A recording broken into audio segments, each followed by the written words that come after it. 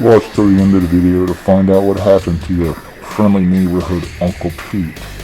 Happy Halloween, everybody. It's your friendly neighborhood Uncle Pete. A little over a month ago, I decided to do something fun for the month of October. I wanted to watch the same movie every day during the month. I figured it'd be fun for Halloween, and a good friend of mine recommended the movie The Houses October Built. He said it would be a good fit for the month, and I had liked that movie, only seen it about once or twice before this challenge. And I did watch this movie every single day, totaling 31 times.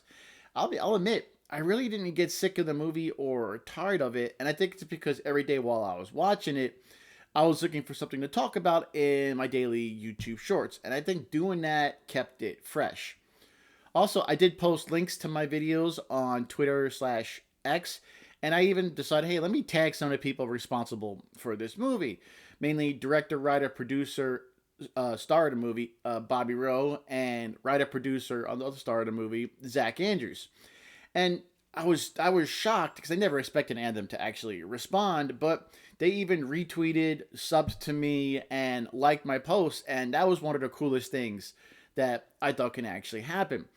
But then another really cool thing happened. Zach sent me a message on X, and he said how much he was enjoying my videos, and he even sent me a signed movie poster, which I have hanging up on my wall right now. So a huge, huge thank you to Zach, Bobby, and everybody involved in this movie. This was a lot of fun to do.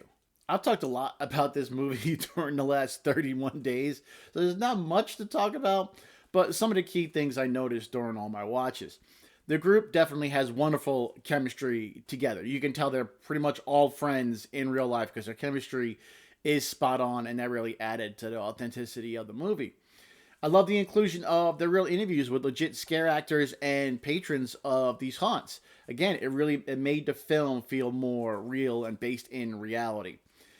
The scenes filmed in the actual haunts with real scares from Brandy, especially the haunt house, that first time she gets scared when the guy's following behind her.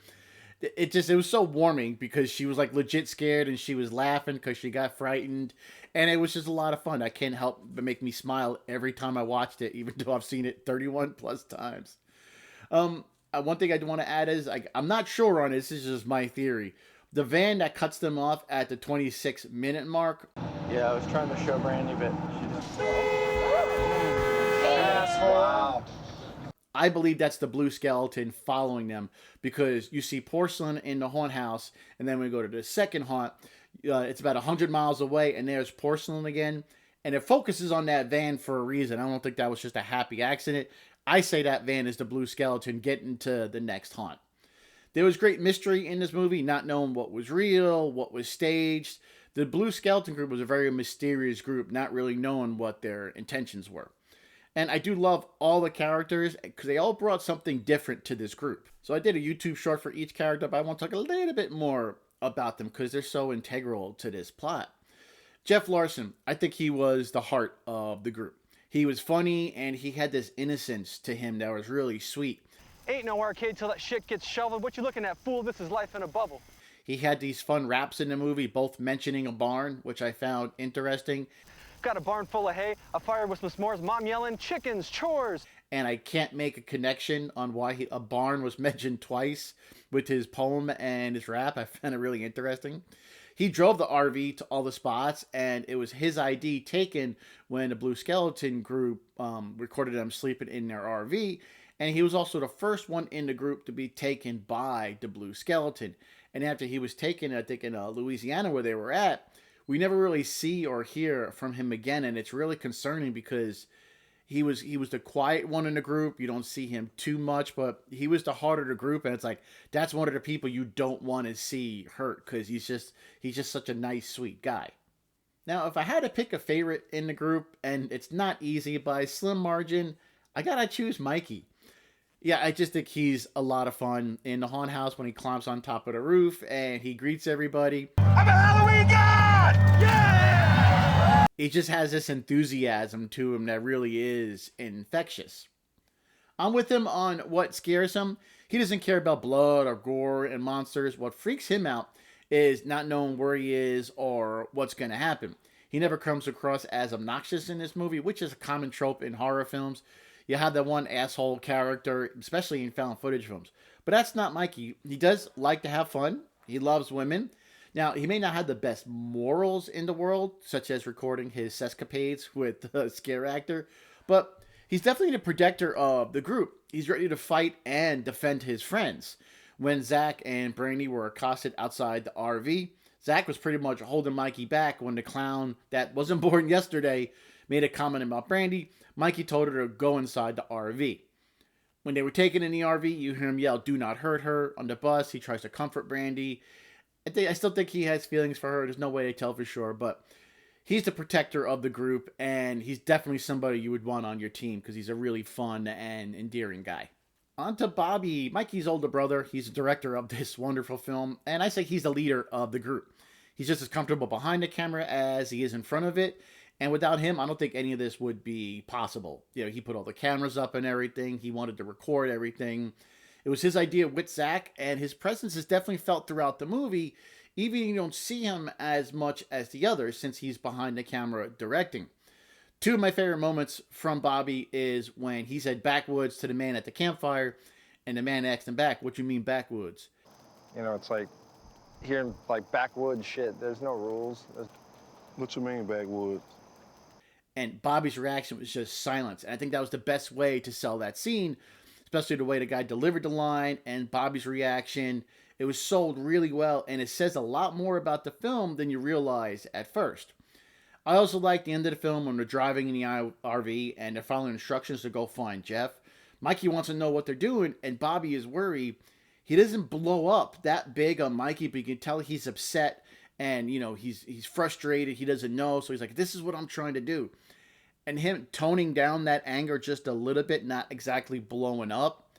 Again, it's just the chemistry of the film. You really see his concern. It was just sold really well. He held back his anger, and I think that speaks a lot to his character. He loves his brother and his friends, and he would do anything to protect them. Yeah, the Rowe brothers are a great pair to have on any team you have. On to Zach. He was a driving force behind his group of thrill seekers.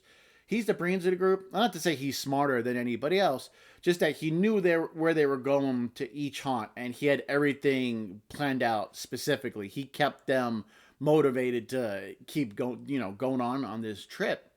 He's Brandy's boyfriend in the film, but you never really get the sense too much that they're together. Like, if you didn't see them in bed together while they were being filmed by the Blue Skeleton, you may not know they were in a relationship too much. Even though when Mikey said he doesn't look at her as a sister because he might see her naked one day. And Zach is like, "I already had her." So they're a couple, but it wasn't the main focus of the film. And I think that led to better character development for everybody else. I don't know, maybe that's just I know I've seen this movie 31 times in 31 days. But yeah, I still think Zach had something to do with this. He knew more than he was letting on. With the Blue Skeleton, he knew about the passwords, the cryptic messages, the clues, how to find this most extreme hunt. He found the footage online when they were being recorded sleeping, and he's the only one that you don't see their face during that part. I don't think it's anything. I just think it's interesting. When Brady showed concern about all the encounters they were having, Zach had this guilty look on his face. It was just, you could say so much without words. It's just his expression told you so much. Then when they go after Brandy, that's a whole different story, man. We can never leave her alone again. He was getting the messages from the Blue Skeleton, about where to go and what to do. He pushed everybody not to give up. He wanted to complete their mission. Otherwise, it all would have been for nothing.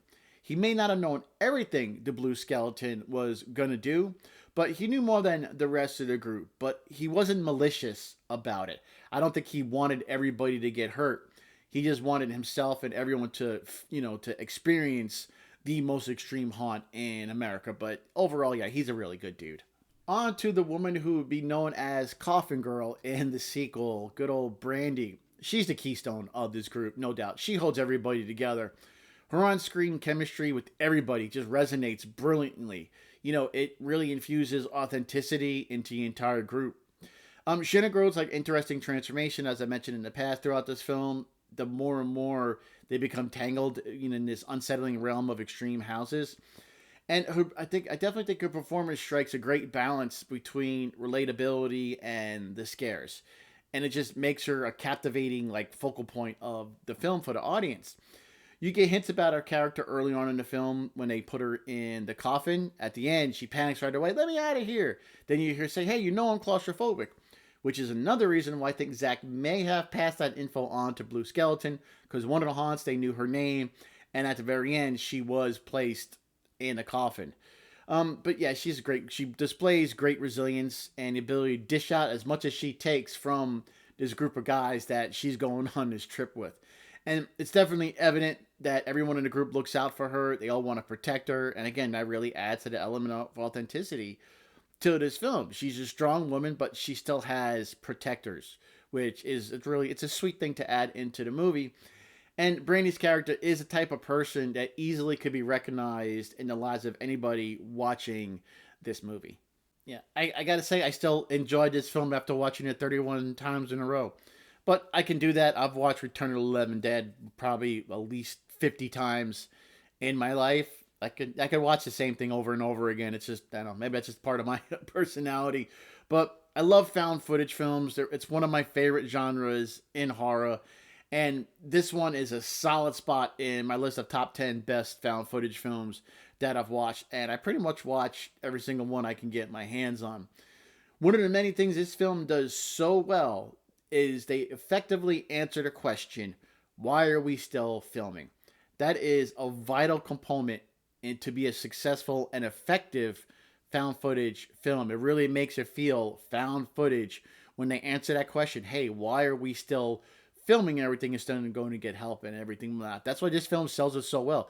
They're filming a documentary about going to find the most extreme haunted houses in America.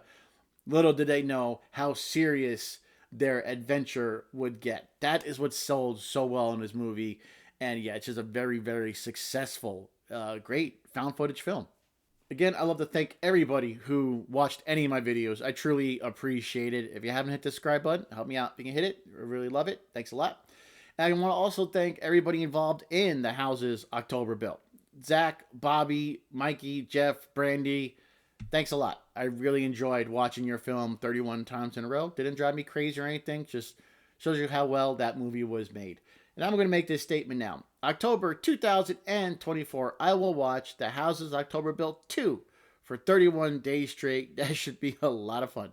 Well, that's a wrap, everybody. Everyone have a happy, safe Halloween.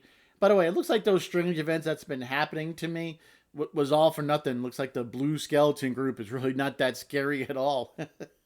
What the hell are you doing in my house? Come with us now. Come on, stop. Okay, I got it. Just chill. Go outside now. Stop. Okay, I'm going. Just stop. Okay, I got it. Shut up and keep moving. What do you want me to do? Just stop. You asked for this. I'm going. What do you want me to... Oh, come on. I don't want to do this. It was just a video. I'm sorry. I don't want to do this. Get Come in on, I the don't truck. want to get in there. Oh. You serious about this? Get in. Come on. Come on. Happy Halloween.